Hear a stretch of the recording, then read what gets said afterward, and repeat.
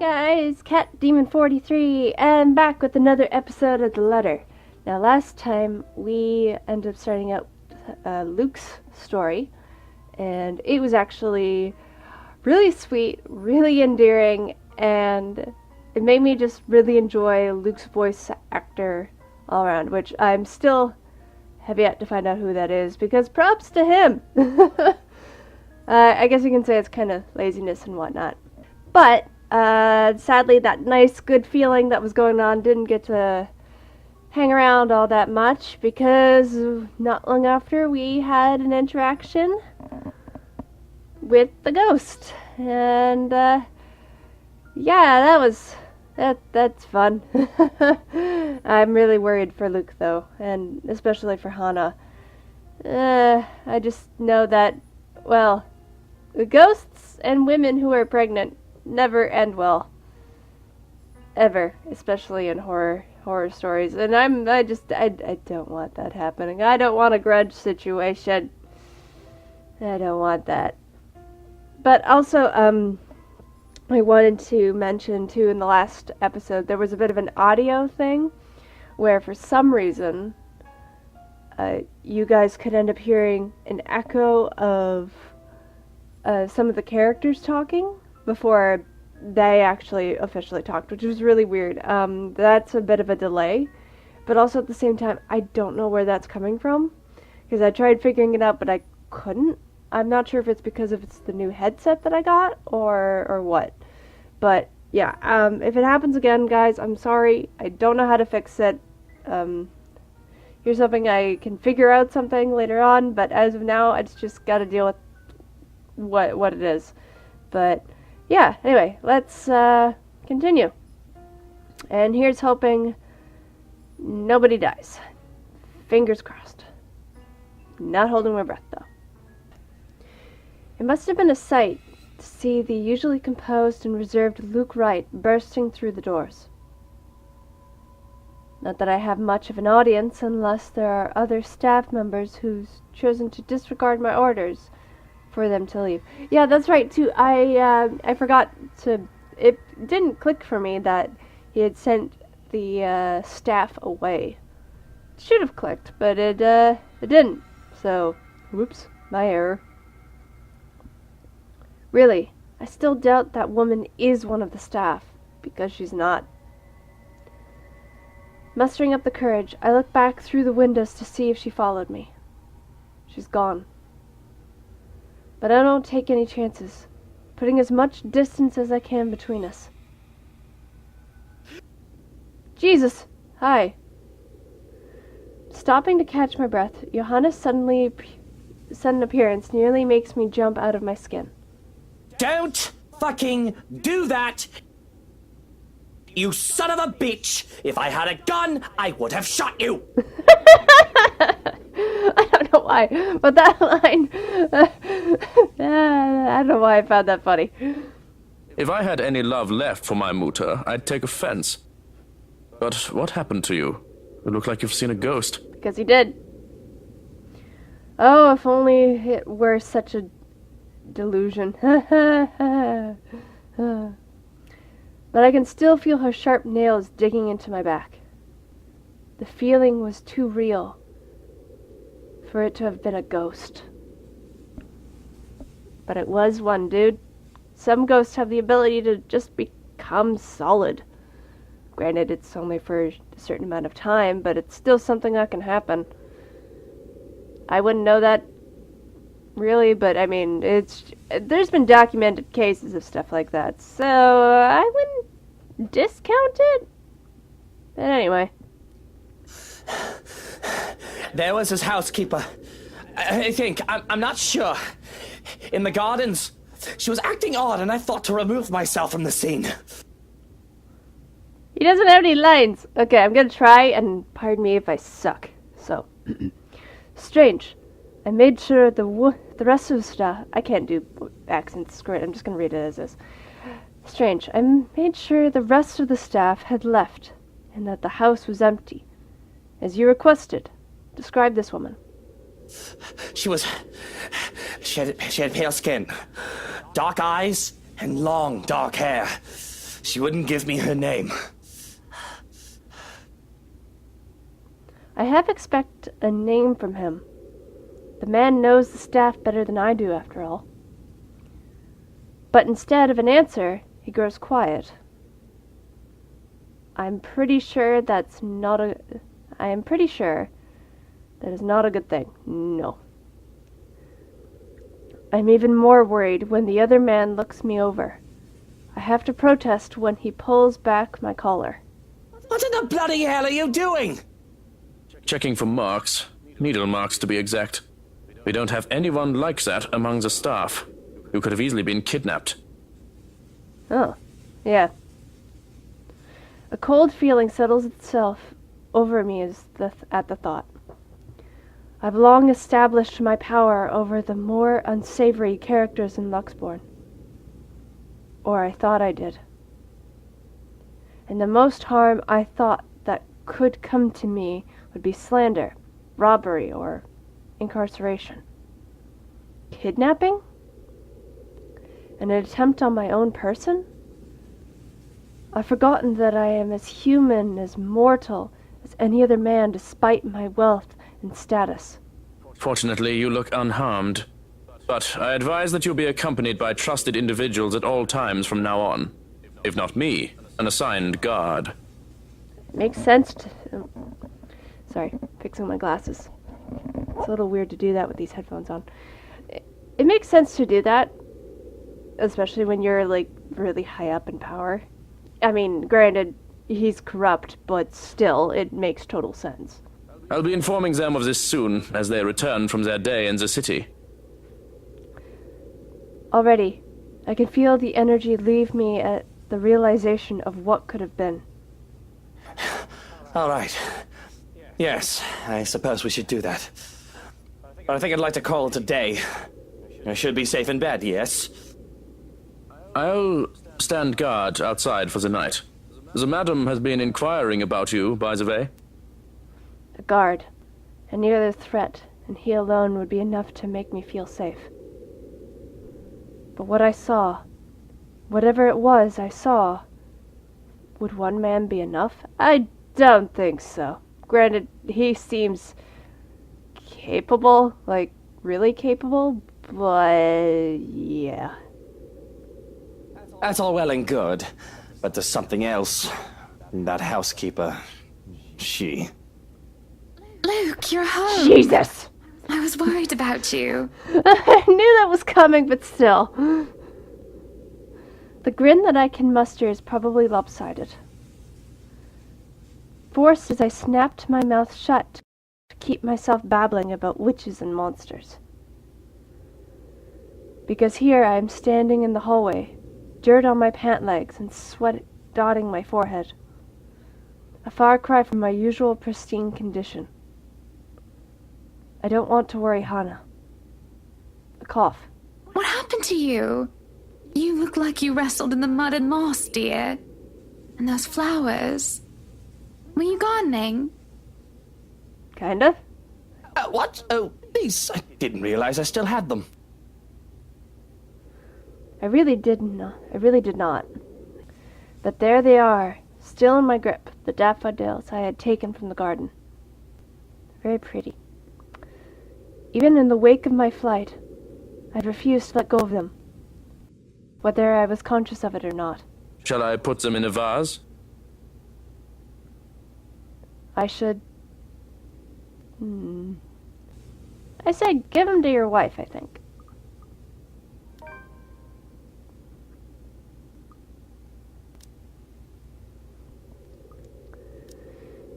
Yeah. Alright. It's good. Perhaps I did it to save face, or maybe a small part of me really had planned to take them for her. But like a young man presenting flowers to a Valentine's, I awkwardly thrust the bouquet in Hanna's direction. They're for you. These are lovely, thank you. But aren't these... The surprise is to be expected, and the open-ended question needs little interpretation. I've never given her daffodils before.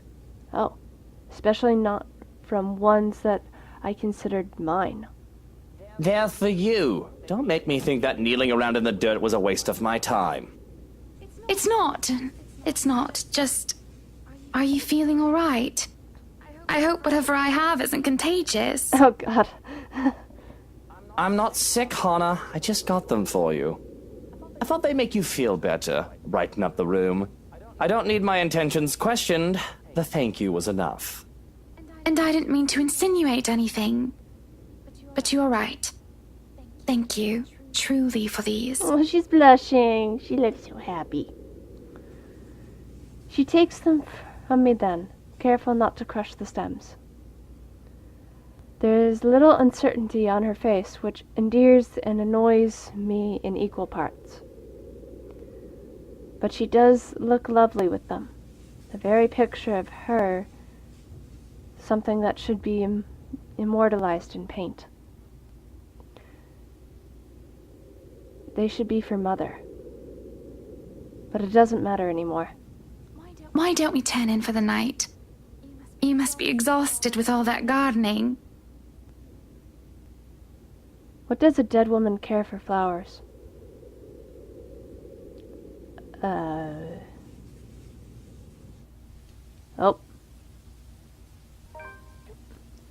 Really, little sleep was had, and I feel completely drained come morning. Even when Hanna rises from bed, in spite of a mild fever, and invites me down to breakfast, I can't be bothered to drag myself from the comfort of the sheets. It's not like I need to do something particularly important today. The rain that has started sometime during the night doesn't help the mood. Okay, maybe it helps just a little. The strange sunny weather has been nice and all, but for it to turn as it should be feels like a good sign of things to come. Perhaps things will settle back to normal and the crazy drama that has gone on lately will die down. Nope. The rhythmic pitter-patter of the rain fills the early morning silence with a steady beat. Thank goodness I don't have to be anywhere in a hurry today. I'd hate to be caught unawares in this rain. With how it looks outside, it seems that the weather is making up for all the sunny days it has given us with a good old-fashioned downpour. It does let up within the quarter of an hour, however. A day beginning with a cloudburst like this, locals usually take it as an immediate sign. Luxbourne's abysmal weather is back, likely for good. I hope they did a damn good job of fixing this place because I'd rather not have to deal with leaky roofs. Though Hanna might find humor in it, and perhaps ask me to sing in the rain to wear out my anger, I don't like the idea that the reality did a horrid patch job with the place. I don't like the idea that the realty did a horrible patch job with the place. Hanna technically, paid millions for this place. It better live up to the price the realty company sold it for. Not that it's something she should be fretting about at the moment, with her health not at its best. Hanna is going to be brought to the hospital for a checkup today, and if anything, I prefer that she focuses on getting better. The fever, no matter how slight it is, can't be good for unborn children after all. Perhaps a proper rest is all she needs, but I'd rather not assume things. I'm a businessman, not a doctor. I don't know why, but that made me think of Bones from Star Trek. But just the reverse. I'm a doctor, not a businessman. Anyway, wonder of wonders. Why I even bother agreeing to babysitting duty at that. But here I am, scheduled as today's babysitter for the Suarez brat, once her father drops her off at the mansion steps. Though that is a worry for much, much later. If I wish to, I can ask that nobody bother me while I doze off in a cocoon of comforters. That sounds good, honestly. But, as always, somebody has to be a buzzkill. Are you really going to stay in bed all day? You sound so tired. What do you want? It's far too early to deal with your nosiness. You must have been really rattled by what happened yesterday. If you need to talk about it, I am quite qualified in that regard. Oh yeah, right, he's also a doctor, too. I forgot. And you aren't even the slightest bit bothered. Truly, not even the slightest bit worried? I was worried. But I realized that it's not my life in danger, is it? My worrying will not help matters. Neither will yours. He is kind of right. Loath as I am to admit, he is right. The whole thing might have rattled me, but there is little point in jumping at every shadow I see from the corner of my eye. I shouldn't lose my head for a threat that might not even come. I should know better by now. But I've never been this worried about a possible threat on my life before. I'll be honest here. If anyone is in danger, it's Hanna. I can take care of myself just fine. With security tightened, I'll have at least one guard, if not 5, making sure nobody gets within 10 feet from me without my say-so. Hanna, on the other hand, is pregnant, and will be away for most of the day. It is a small relief that Johannes will be with her. Are there any updates about the woman? Being in the dark has me on edge. Information at all will very well help me in calming down. I've already briefed security about her, and more from the agency will be arriving tonight. But they haven't seen anyone fitting the description. So you have nothing then? Fat lot of use you guys are. What do I even pay you for? Do me a favor. There's the door. Don't let it hit you on your way out. Well, there is something. It's about McCulloch. Oh. Oh, right, yeah, she kinda went missing. Can anyone blame me if I show the tiniest bit of interest? She's still not done with the house, and she's a nice enough woman. Plans to go back to sleep are gone. I called her secretary about taking the day off. He hasn't heard from her over the weekend. She's probably passed out after enjoying a pint or 2 or 10 in a bar somewhere. She's an adult. It was the weekend. She's allowed to disappear and not think about work. Fuck. I wish I was passed out after a night of drinking. He does know that mobiles are a thing. That's all well and good, but she's not answering her mobile either. Mr. Parker will be filling a missing persons case with the police if she doesn't turn up today. Certainly someone must know where she is. Tabs are kept without fail on people who come to work with me. Background checks and constant surveillance until they've finished their contracts with the rights. Some would say that it's all a bit over the top. But I can't be too safe. Too many want me dead. What about one of ours? Has anyone seen her? She's pretty hard to miss with how tall the woman is. The last anyone has seen of her was here, the morning of the party. Your housewarming party. That isn't good news. It wouldn't do for the police to hear of this and to suspect. It's of little important that I can easily prove my... It's of little import that I can easily prove my innocence. It is all a matter of principle. Because even the accusation of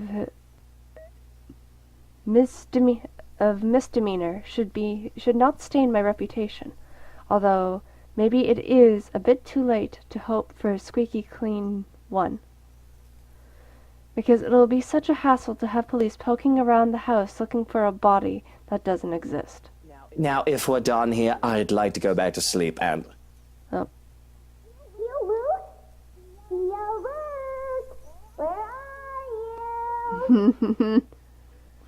Well, there goes any plans of grabbing some shut-eye. Rolling over on my stomach, I can only scream into my pillow. Oh, God. Of course, of course. Ugh.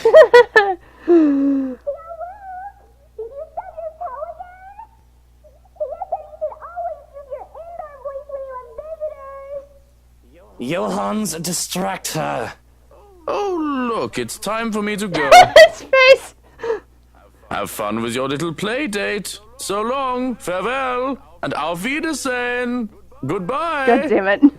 No, Johans, don't you turn away from me. Keep her busy for an hour. Come on!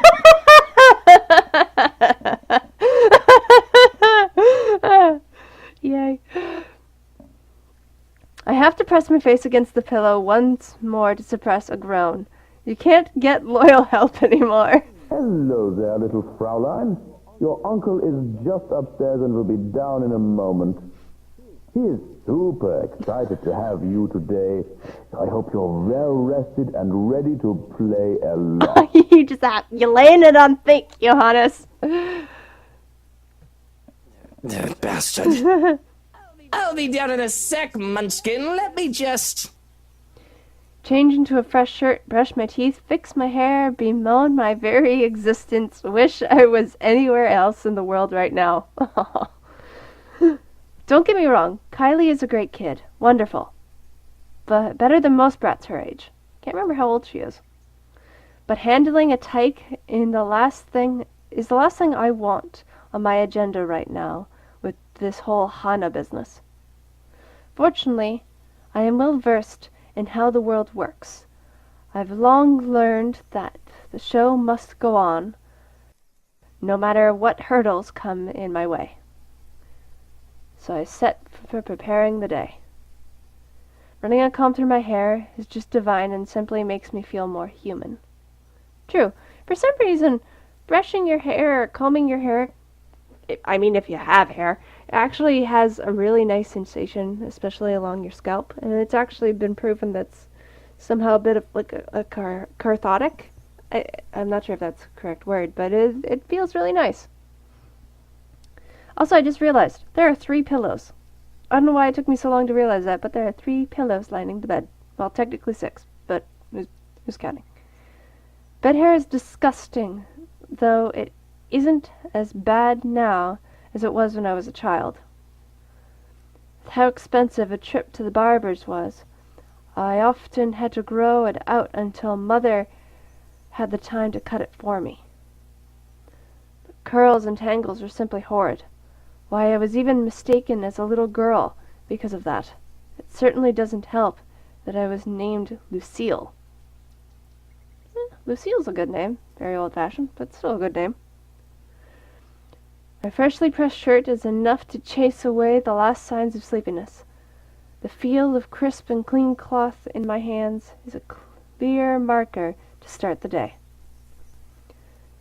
Soothing down my suit and my hair with a sigh, I settle myself for the horrors. Steel myself. Oops. The horrors that come with taking care of a child. Good morning to you, Luke. I missed you. I don't know why, but I did.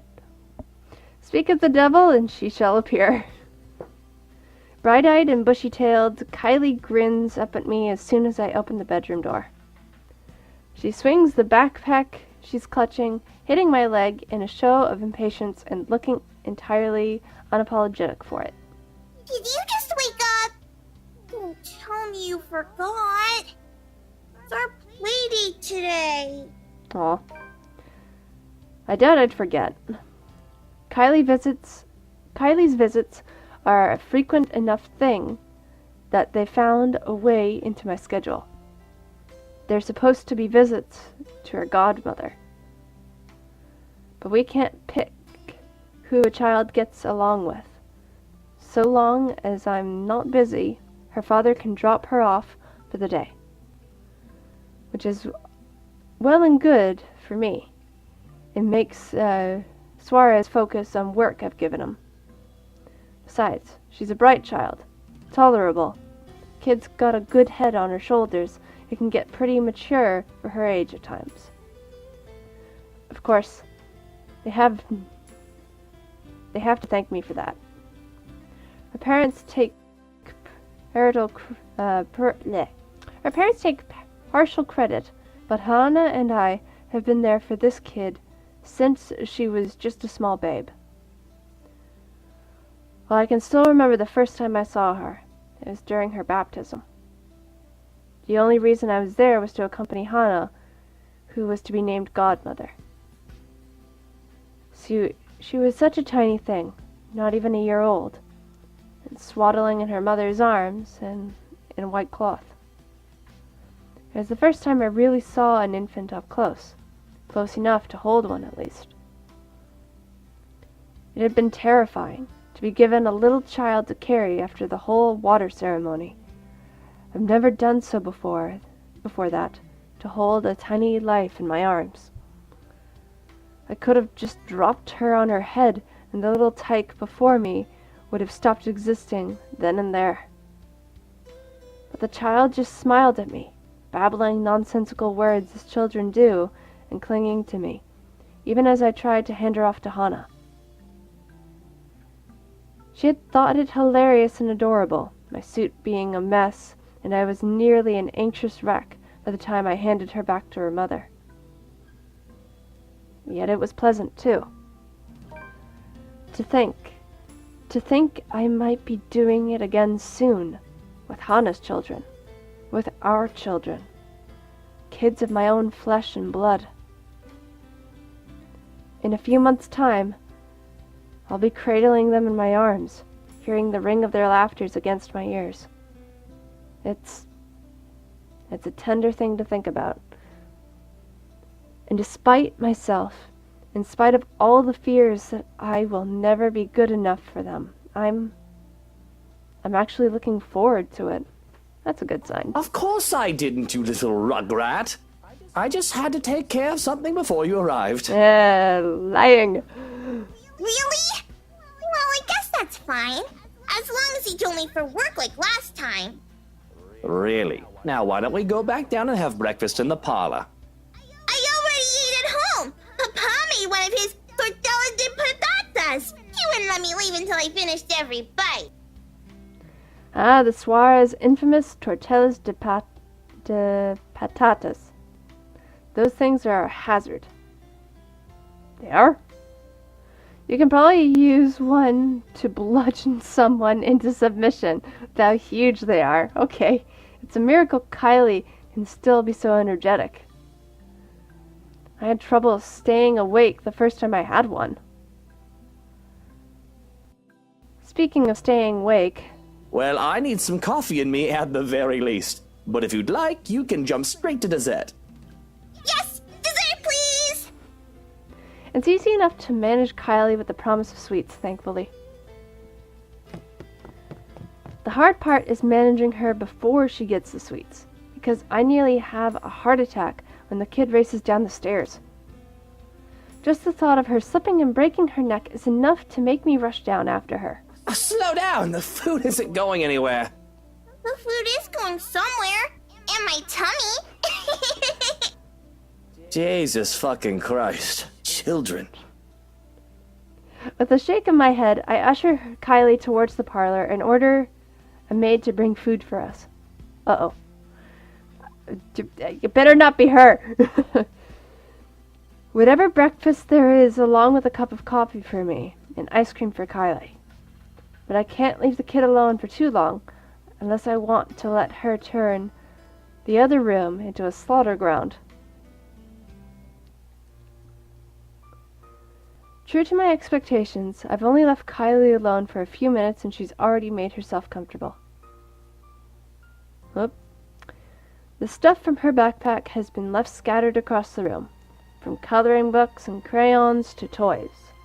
She's well equipped to amuse herself with no trouble, though I can certainly breathe a little easier if she won't bring her doll along every time she visits. Narcia, or Sissa, is a creepy little bugger. It doesn't help when Kylie left her during one. Oh. Finding the thing at the bottom of the stairs staring up at me at 3 o'clock in the fucking morning is a memory that won't be leaving me anytime soon. Oh, actually, speaking of dolls, fun fact. Well, it's not really a fact, but, well, anyway. I'm actually working on a slow burn horror story titled Mansion of Dolls. And something I actually originally had in the works way back in 2014, but had to stop due to a number of reasons. And I'm actually in the process of a rewrite since I had finished it, but now I am actually almost halfway there, at least with the original, like, halfway in the way of where the original has ended, because there's at least 30 chapters of the original, but currently in this recording, I'm working on chapter 12. So, yeah, getting pretty close. But I know that when I finish with the rewrite, there's going to be a lot more chapters. And you know what? I think I might just also include a link in the description for if anyone wants to give it a read and check it out. So, yeah, there you go. Something you guys might want to enjoy. Something that you might enjoy or not, depending on your preferences. Even now, it stares at me from where it's seated. I'm wholly tempted to just throw the thing into the fireplace and banish it from whence it came. I can buy her a prettier doll, a better toy. I will break it, find a way to get rid of it, if it wasn't from Hanna, and if only Kylie isn't so attached to it. The thing is some antique doll she found for the brat's 6th birthday. One of a kind. My darling Hanna loves her so. And Kylie does try to be a good goddaughter, but she can't help her interest along with the wife. It's not something that Hanna does wrong on her part. She does try so very, very hard. It's just that she doesn't quite know how to really handle children. She's never been around other children when she was young, surrounded by protective adults who catered to her every whim and worried for her safety every minute. When she isn't able to keep up with Kylie, her first instinct is to be strict. Impose rules on the child. Treat her as if she is made of spun glass, like every movement might break her. I, at least, have some idea from being around street kids. I know the games they've played and how they think. I know that scraps and skinned knees are all part of childhood, even with how I grew up. I had time to be a child and not some sheltered heiress. With Kylie? As behaved as she can be, with her toys and her books and arts, she has to use up all her energy somehow. To run around and to run around the playground and make a mess in the mud, or even just fake wrestle for a short time. Let her be a child when she wants, I'll say. If it becomes too much, just bribe her with sweets or ship her back to her papa. Problem solved. Unfortunately, Hanna isn't quite up for those sorts of things most of the time, thinking it'll spoil the child. It turns a whole playdate awkward every time. Taking the last seat left, I pluck one of her coloring books from the table to see it filled with dinosaurs. Not exactly what I expect to see for a little girl, but it doesn't hurt anyone. True. I mean, any kid can like whatever they want. If boys like dolls, they can like dolls. If girls like race cars and dinosaurs, they can like race cars and dinosaurs. It shouldn't matter. If she wants to play with dolls and cars, or dolls with their cars, what do I care? She once put dolls tutus on model cars even. Ha! See? I feel like that is a Harley Quinn reference from Batman. I'm not sure, but there was a thing like that once. And I found that very funny in a comic. Can't remember what comic, but yeah. Oh, this is a new one. The last one you had was filled with horses, wasn't it? Those were ponies, Tio. They're much cuter than horses. We went to a dinosaur zoo, and it was awesome! Very,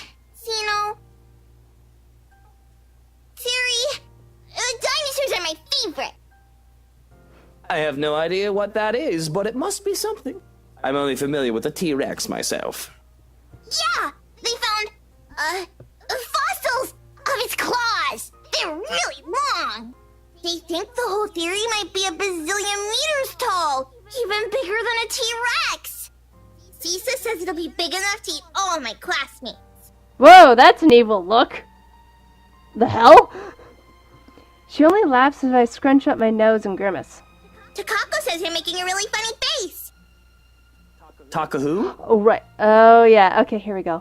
Takako, a friend I made. I have to stop and look around, expecting one of the help to be there. The child does have a way of befriending just about anyone, as long as she puts her mind to it. Yet the two of us are completely alone. Thankfully, she only finds my disturbed look as another funny grown-up expression. That might be a lot more problematic than whether she plays with dolls or cars, though. Both the thought of Sissa giving Kylie ideas and one of said ideas being massacre by dinosaur. Yeah. That's a little concerning. Something I probably need to bring up with her father, aside from work. But beyond murderous dinosaurs, creepy dolls, and imaginary friends, I find no trouble with Kylie. She's as energetic and precious as any tyke her age can be. She's an angel if she can get comfy and settled in after getting her sweets. Ooh, that looks good. That's strawberry ice cream.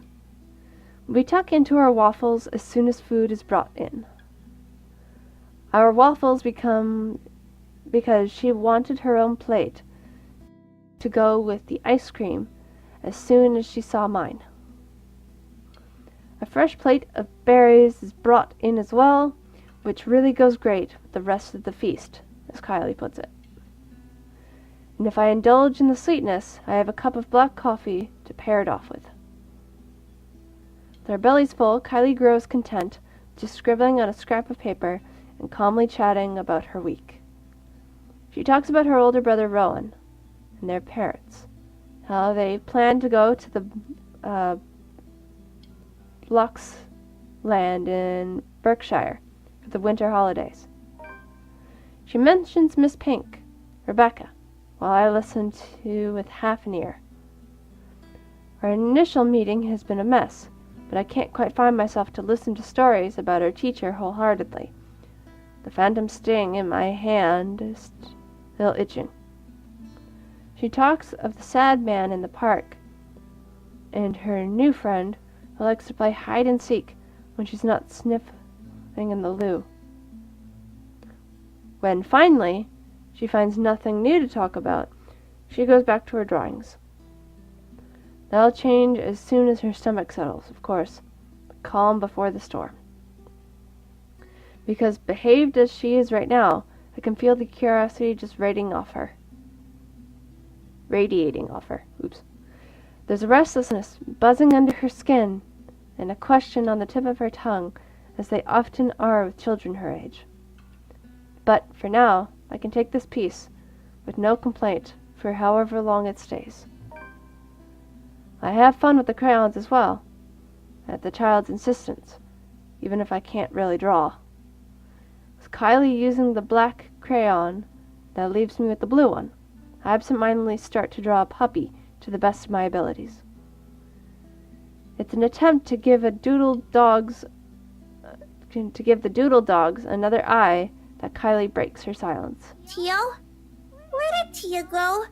I saw him leave when I got here. Tia didn't look so good. I've been expecting a lot of different questions. The kid always has a whole bunch of them ready for me, but I can only sigh when she posed this particular one. She's just going to the doctor's for a checkup. And as kids go, there are follow-up questions. And you didn't go with her?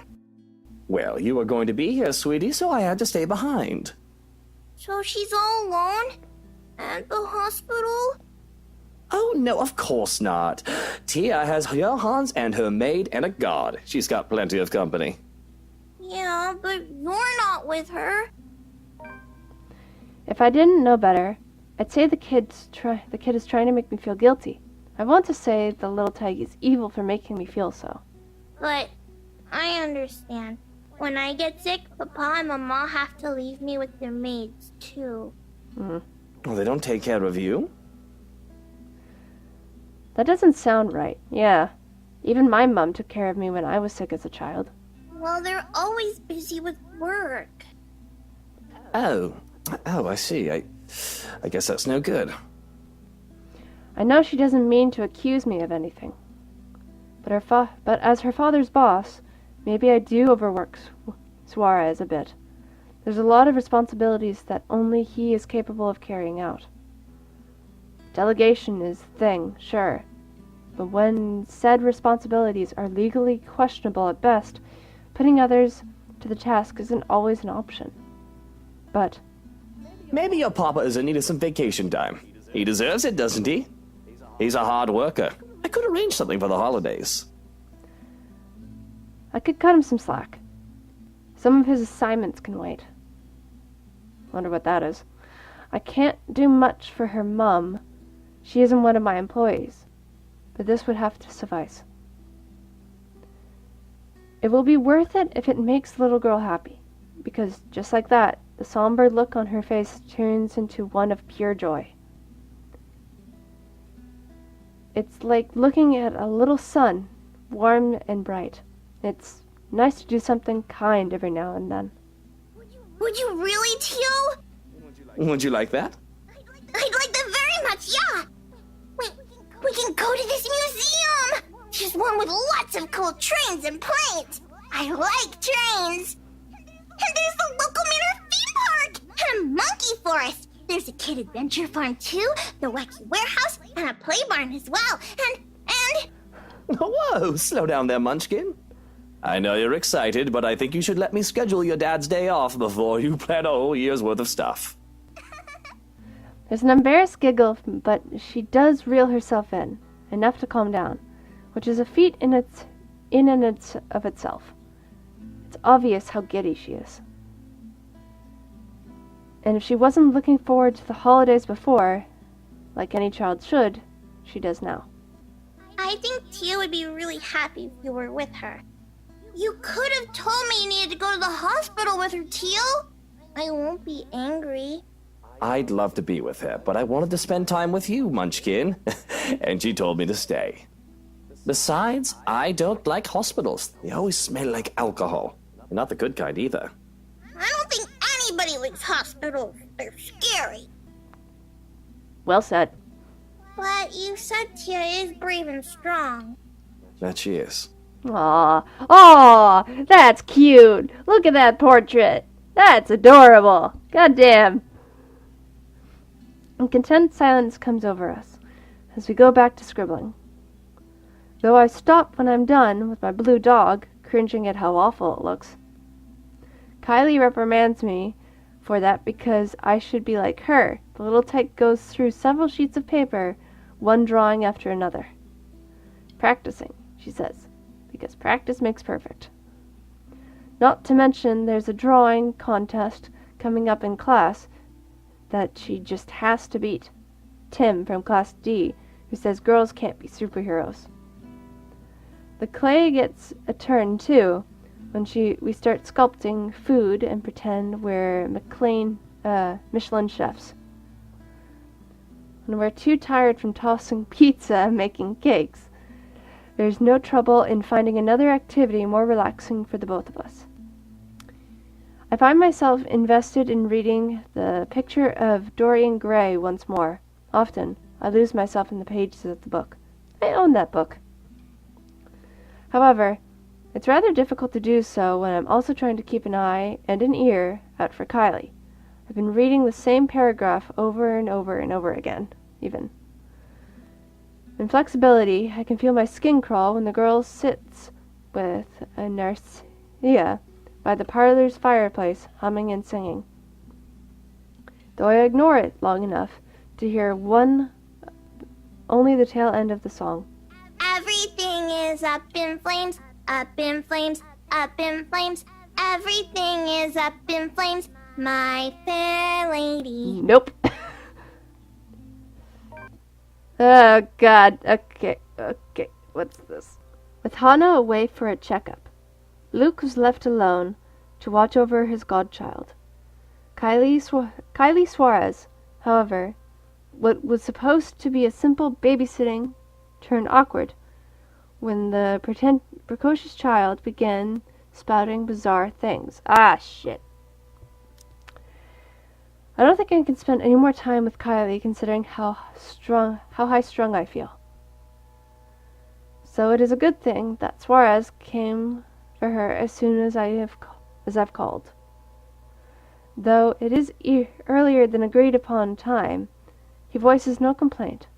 The bastard even has a look of relief as soon as they left. Or at least, I interpret it as such, from where I've stood, by only one of the windows, not bothering to step out and greet the men.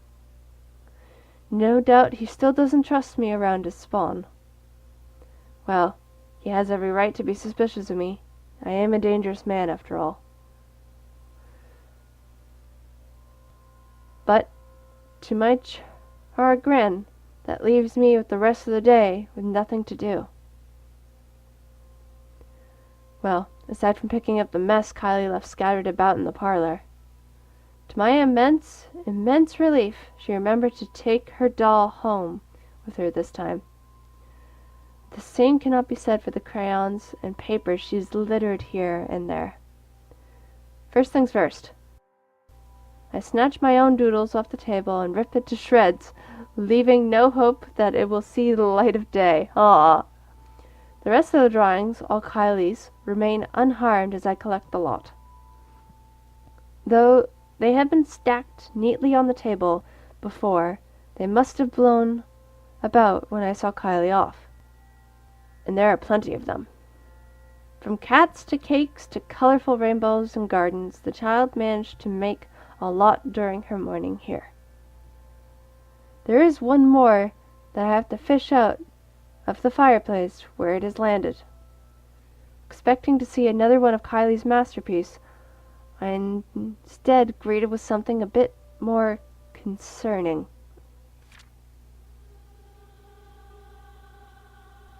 Nope! Nope! Nope, nope, nope, nope, nope, nope.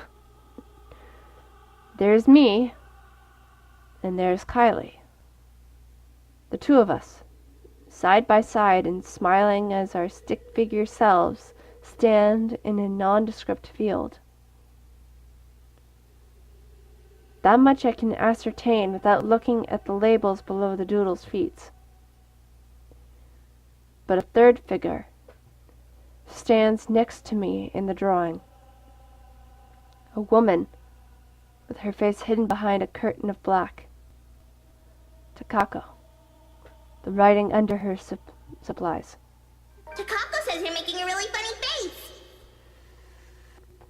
One big happy family. Mm-hmm. Takahu?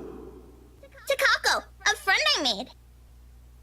The hairs on the back of my neck stand on end, and I feel a chill down my spine. A breath. That isn't mine. That has me turning around, expecting, hoping to see someone, anyone, but nothing. And that's when I hear it. Laughter, sweet and merry laughter ringing from the ballroom. That's creepy. Thinking about it has my cheeks burning and my blood running hot. It's as if I'm being mocked. I stomp towards the door. I have to stop myself from shouting up a storm. I expect to see some of the help dallying about, idle from their duties. Perhaps they thought they can slack off in their duties without the head butler around, and with my preoccupation with Kylie. Well, they had another thing coming. Nothing there. But again, nothing. Nothing from what I can see, the curiosity glance. At the very least, I roam around, looking for near impossible hiding places, and still I am all alone. Yet I can still hear the laughter, that accursed laughter, echoing about in the room, in my head. Who's there? Show yourselves and show some respect to the master of the house! A cold uneasiness settles in my stomach. When no one answers, I stumble on my own 2 feet, feeling a wave of nausea come from nowhere. I have to put my hand against the wall to stay upright when the world shifts and pain explodes from behind my eyes. Oh, crap. It takes an ounce of self-control not to heave, then and there. The only thing my pride allowed me to do when it so is to close my eyes in an attempt to alleviate some of the pain. Uh-oh. Vague, unfamiliar images, dare I say memories, not mine, flash in my head, unbidden and unwelcome. Like a strong hammer strike to the head, threatening to crack my skull and split it in 2. Whatever emotions they hold are muted. I am nothing but a spectator. Still, its weight feels palpable. Though it doesn't take long for the sensations to get into my head. Through my eyes and my ears, it creeps and buzzes in the spaces between. One after another they come at me, an unending flood that threatens to sweep me away for what feels like an eternity. Each one, a show of both joy and suffering for those who have called this mansion their home. Each new scene is like a hammer to the head, threatening to crack my skull and split it in 2. That's the same line twice, okay. I can feel every little emotion in the blurry images that present itself in my head. I feel a part of these, like I've lived through them, though I know that is not possible. All their anger burns through me. That much is evident, but the pain is more so. Above all of it are the whispers, the voices calling, luring, until one image emerges in vivid contrast with the others. When there is a shout of joy, my eyes snap open, looking for the culprit. That's when the whole room just changes. Everything is the same, yet everything isn't. Oh. There are people everywhere, laughing and dancing. I should be concerned about them, but my mind finds it easy to dismiss them as they fade in and out of from nothingness. Instead, I find my concentration drawn to a man and a woman, though one can only call them a lord and lady going by their clothes. And oh, just see how happy the couple looks. Though the man's eyes are eerily blank, like he's not at all there, his face is familiar enough. In fact, they both are, but I can't quite place why. The two make a pretty picture as they dance in the center of the ballroom. Even phantom crowds' attention stay on them. It reminds me so much of Hanna and I during the early days of our marriage, the honeymoon years they call it. We were happy then too, all smiles and her sunshine. Even with the normal dreary weather, younger, we had less to worry about, or at least thought that way. I wished, we could go on that way, even with all that I did and had to do. But life has a way of catching up. There was work to be done. Although we had to stay the loving, perfect couple in public, I could not afford to look so weak. to appear tied down to someone else, to those who knew who I really am. I had to harden my heart when I have business. But I hadn't always been so easy to just switch that part of me on and off. I should have been concerned about their intrusion, too. Ask what in bloody hell they are doing in my house, throwing a party, as if they own the place. I asked how the fuck I didn't notice what was going on before, and the parlor and the foyer are both only a few doors away. But I have the feeling that yelling and screaming at them won't do much of anything anyway. None of the others have given me notice. I realize that this might not even be real. It dawns on me that these two are the people from the paintings the ones all over the mansion. Which makes sense. I don't think I'm imaginative enough to make all this up on my own. This must be a dream. A really horrible high. Just then I can feel my eyes on me as I contemplate the absurdity of the situation. Yet I find difficulty in trying to tear my eyes away from the two dancing. I manage, and I regret looking away. Shit. Hello? Been a bit. The woman from the garden stands beside me. I can hear her rattling breath, menacing and chilling. Everything in me screams to run. But something pins me to the spot as she just looks at me, watching and waiting.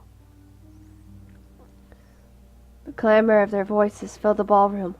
Although they say such welcoming words, I do not feel comforted by the madness I'm experiencing. Their joyous voices turn sinister and foreboding to my ears. The chorus of people that shouldn't exist, threaten to overwhelm me, drown me, even as I stand on dry land.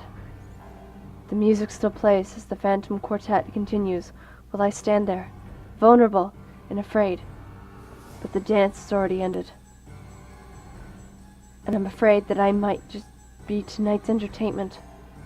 Attention is all well and good until bullocks like this go down.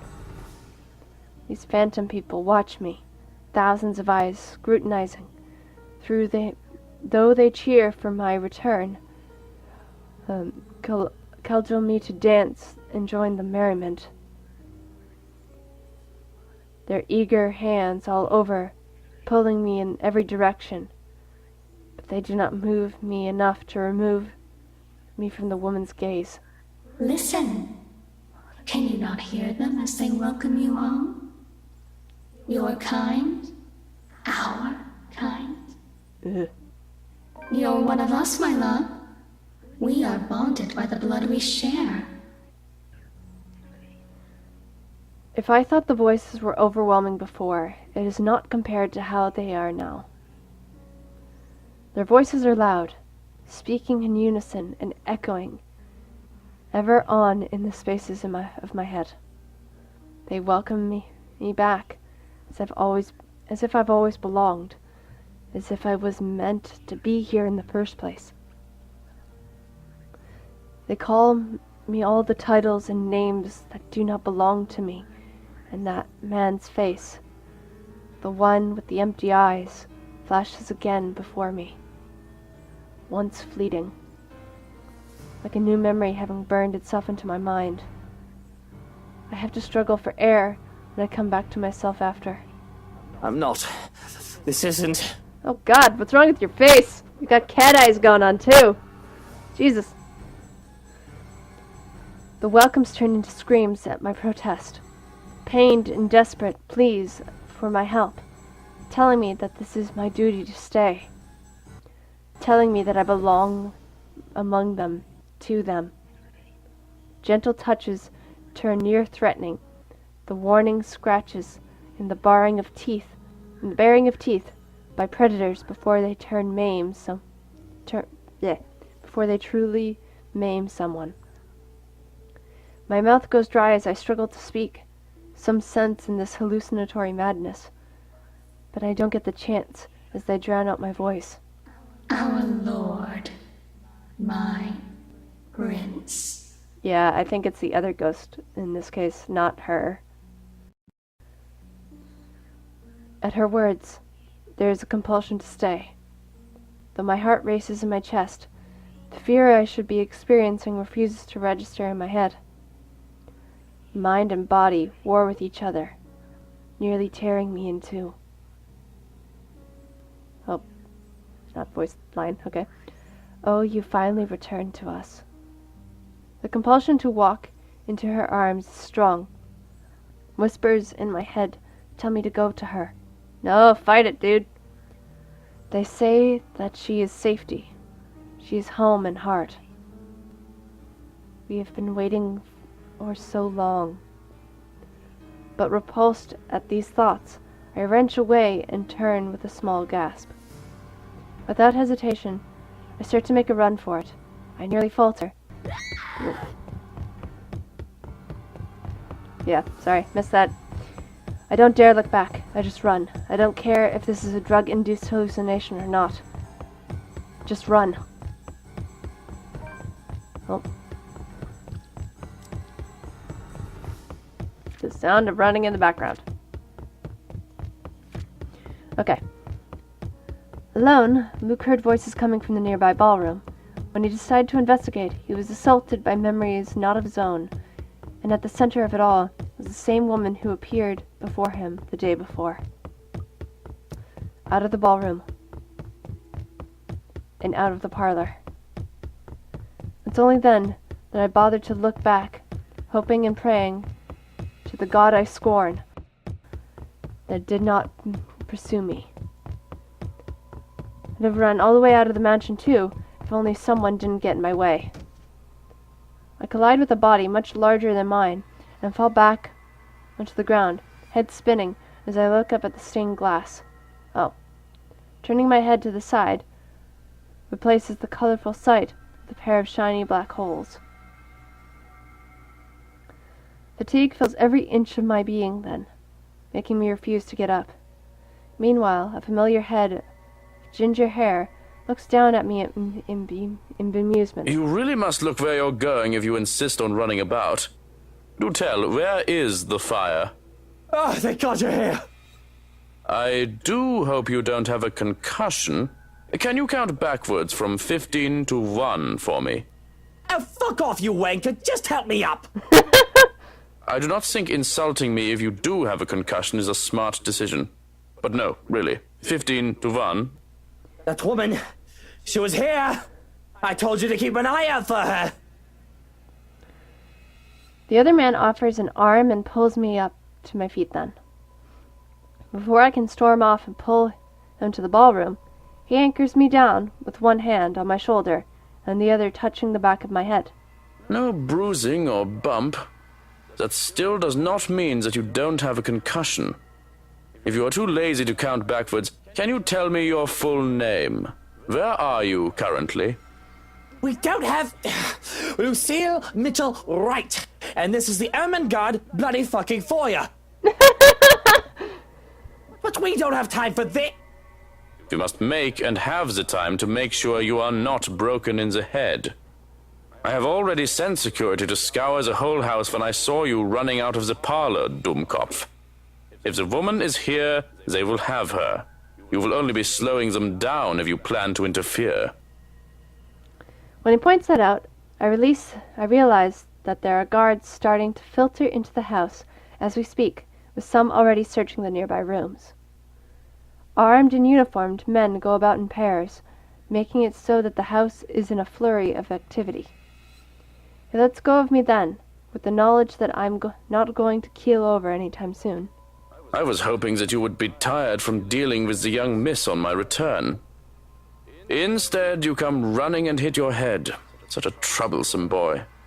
Shall I be carrying you to bed, too? I can manage just fine on my own. Though I don't see how I can sleep until that woman is caught. It'll be easier to keep you safe in your quarters. This is twice we've known the woman to break in. I think we can safely presume that you hold her interest. Yeah, no kidding. He says it a matter of fact in a tone that brook no argument. Not like I'll argue if it means I'm kept safe. The two of us hurry upstairs, though we remain watchful and wary of any potential threats to my person. We make it to the master bedroom without any trouble, though. The two of the security are left outside the door. No problems at all. Not until we get inside. Oh, God.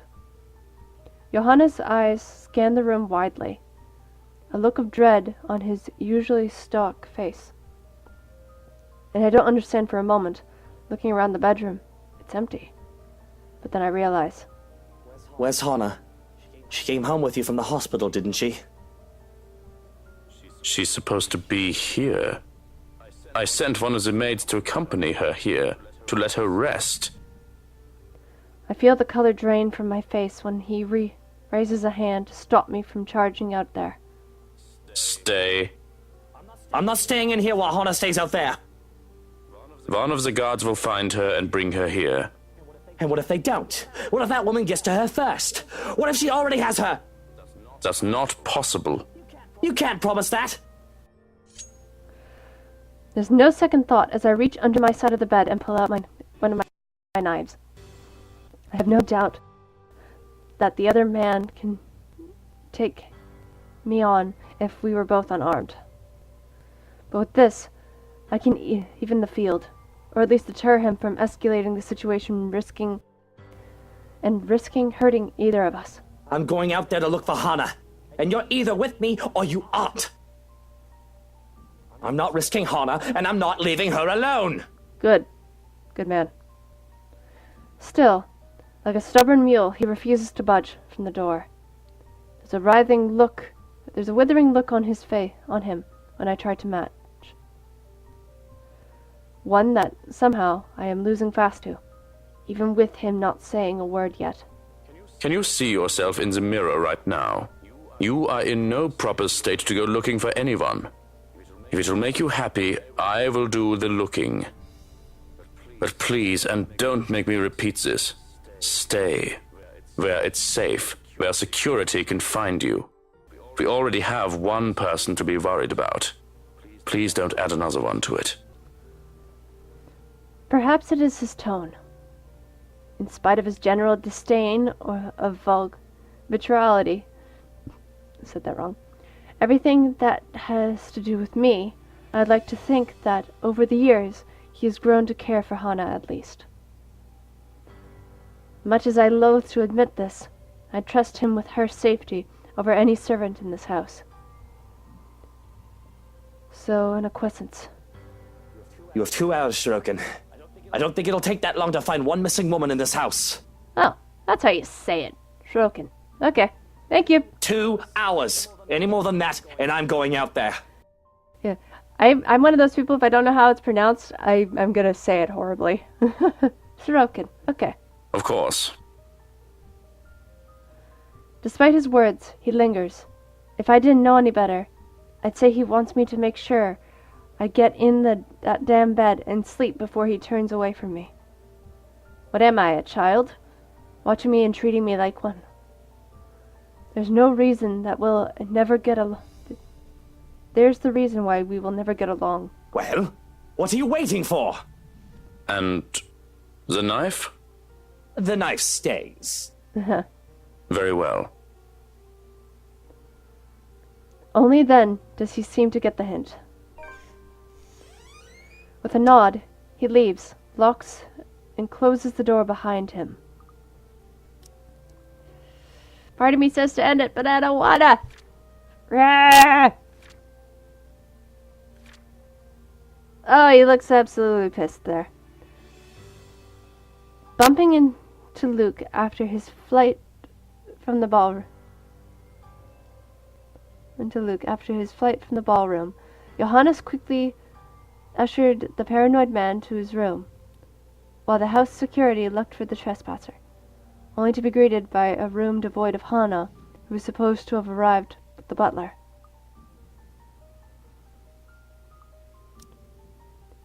Enough. Yeah, I've already read that. For a moment, I still hear his voice when he gives the guards outside firm instructions. Then a hush as soon as he departs and his footsteps fade away. One that doesn't quite last. As quickly as the silence settles, lightning flashes across the sky, followed immediately by the loud boom of thunder. And that wanker strikes so dangerously close that I can feel the electricity in the air. The power goes out not a second later, and I feel as if I'm being mocked by whatever greater power there is. All in deathly still for a moment, but soon the rain starts once again, far heavier than the light drizzle from this morning, its pitter-patter hitting hard against this place's roof. Despite the noise, I find myself drawn to my bed, exhausted, hoping for a little nap. I'm safe here. Hanna will be safe too. Shraken will find her, and when I wake, she'll be here. It does not take long. Once my head hits the pillow, in a matter of minutes, darkness claims me, bringing with it laughters and whispers of a twisted love from a long time gone. Okay, I'm gonna call it here. So, that happened. But oh my god. Like before we had so many images and I had such a hard time trying to choose. Well, not so. I mean, like there was really just maybe 2 or 3, if I'm remembering correctly. But oh my god.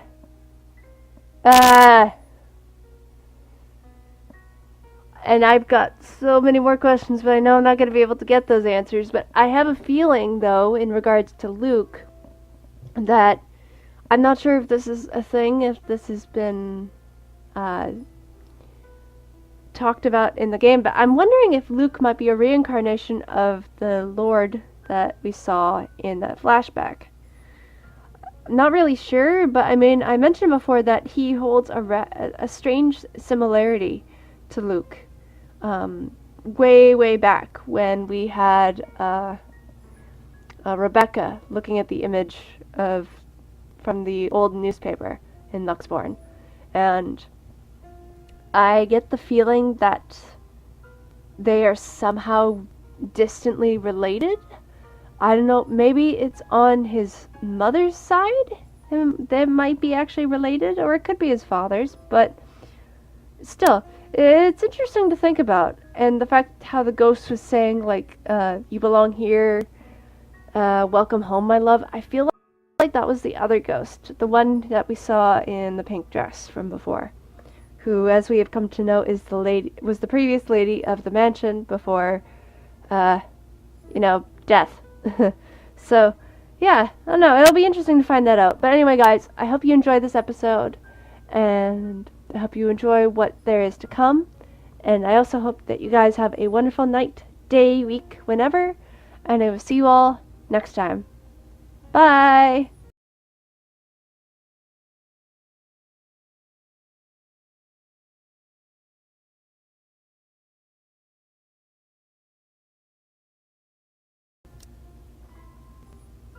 What the fuck?